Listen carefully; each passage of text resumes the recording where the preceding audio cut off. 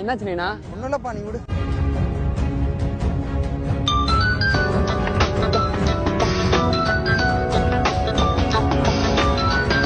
Hello ஏதா உனக்கு ஒரு தடவை சொன்னா புரியாதா? எதுக்கு தான் மறுக்கா போன் அடிச்சுக்கிட்டு இருக்க எங்களுக்கு?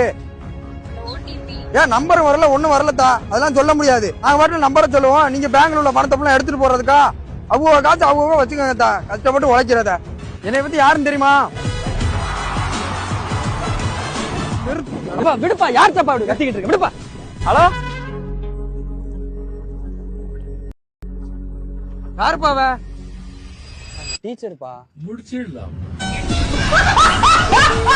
இப்ப டீச்சர் எதுக்குப்பா நம்பர் கேக்குறா?